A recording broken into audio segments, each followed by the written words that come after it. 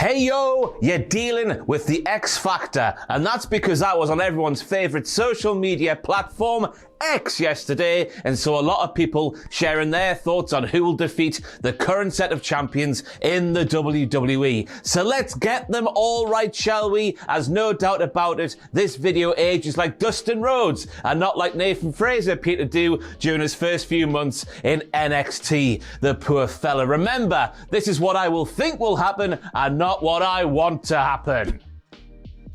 Obviously, we're having to remove the most definitely cursed women's tag team titles from this video as vacant has struck once again, as we're wishing Sonya Deville all the best and the speediest of recoveries. It's a bloody travesty that we didn't get to see the Karens being Karens while holding those titles, try to weasel their way out of scenarios they had no right to be complaining about in the first place. They were surely the heels to make those titles mean something for the first time in absolutely ages. But that's simply not to be. So let's move on now to the Undisputed Tag Team titles. And I guess Kevin Owens' injury mustn't be that serious at all because of me standing here talking to you right now. He and Sami Zayn have not been forced to relinquish those Undisputed Tag Team Championships of the world. So when we're looking at the teams who could potentially take the tag titles from Sami and Kev, we've surely got to look at the bad boys on the roster because Sami and Kev are two of the goodest boys around. Aren't they lovely? A little part of me was thinking, oh, wouldn't it be nice if Seth and Cody took it off them? But then remember, the words "can they coexist" was said more frequently on a WWE show than the word wrestling was once upon a time, so I don't want that. I changed my mind. Thinking about the short to medium term, it's got to be either Imperium or my pick, any combination of the Judgment Day that involves dirty Dominic Mysterio. I don't need to tell you why, but just in case you're wondering, imagine the noise and then imagine the babyface team chasing Dirty Dom and Finn or maybe Priest or maybe even JD. Don't but Google me. It would be good stuff.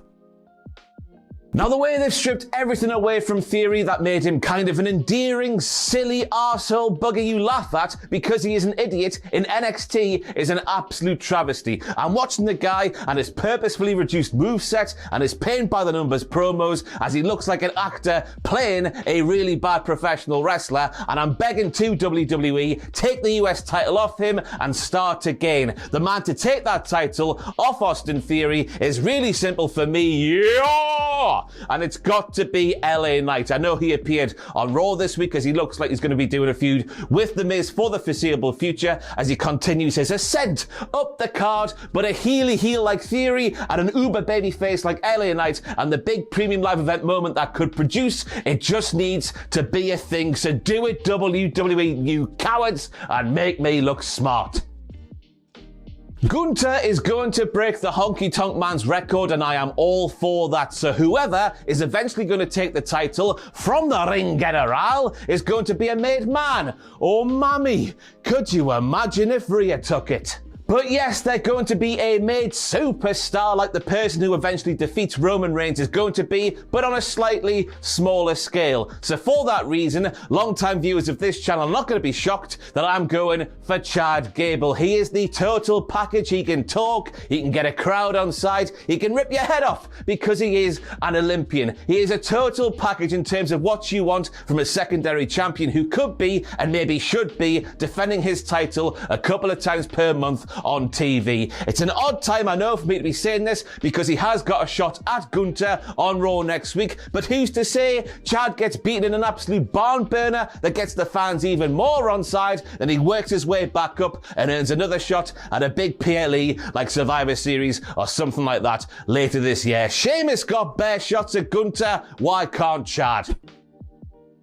The SmackDown Women's Division is odd. It feels like you've got your main eventers like your Belairs, your Flairs, your Asukas, and now your Skies, since she is the champion. Then it feels like a bit further down. There's Zelina in the middle because she gets good crowd reactions. Shotzi's maybe getting to the Zelina level because she's getting more TV time and storylines to sink her teeth into. And then it feels like there's everybody else in that same bottom level where the fans don't really care because they're not really booked on television all that much at all. So this makes this pick hard for me because I don't want to see WWE go down the route of Bayley getting jealous and taking the title from her friend. That would just be boring and predictable in my opinion. And Io just got the thing, so I'm not saying a title change should happen for a while until Io has had the chance to have banger after banger after banger after banger, as Sheamus likes to say, on the biggest stages possible. So, my prediction is proper left field. It's somebody from NXT. Io could hold this title for a long time, and I don't know if anybody outside the Damage Control members are fit for purpose as I'm stood here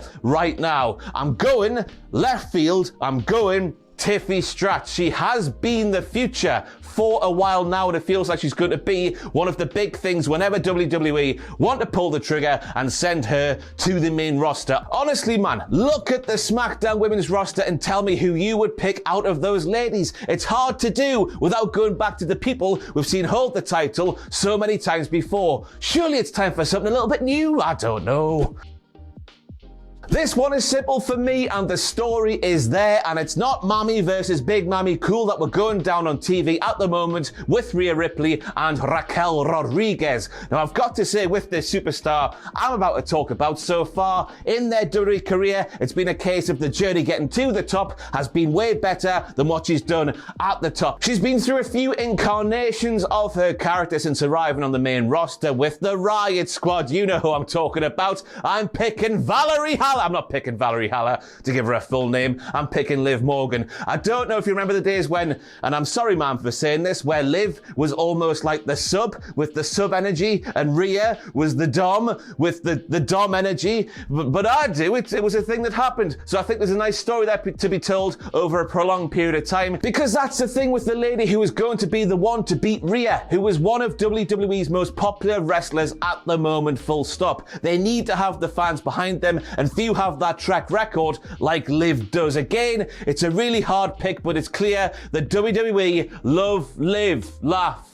Love, live, laugh, love. You know what I'm trying to say. So I can see them going down that route after a lot of building of her back up again. I'd do that again, by the way, by making her like Sabu. That stretch of time where she was like Sabu on SmackDown, jumping through tables every single week. I think it was fantastic. And she's crazy enough to convey that and make you believe she could actually beat a champion as dominating as Rhea Ripley through nothing more than reckless abandon.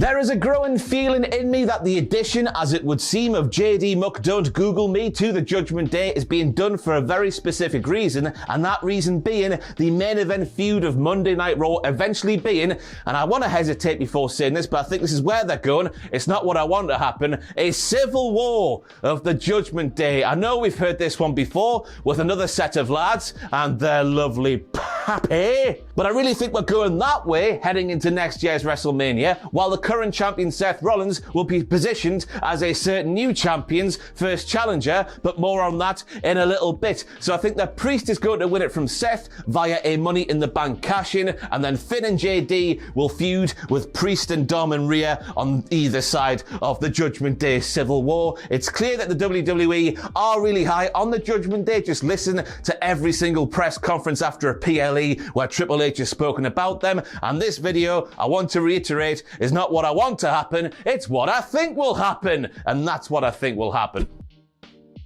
Now, before I share who I think will defeat Roman Reigns, you need to let me know who you are picking to defeat each of the current champions in the comment section down below, and please tell me how wrong I am. I'm a big boy, I can take it, but surely after Drew McIntyre couldn't do it, after Sami Zayn couldn't do it, after Cody Rhodes couldn't do it, after Jey Uso couldn't do it, and after Jimmy Uso surely now won't go for it, it's one of two names for a massive WrestleMania 40 win against Roman Reigns. It's either Solo Sikoa or it's my pick. It's Cody bloody Rhodes. Finish the bloody story, will you?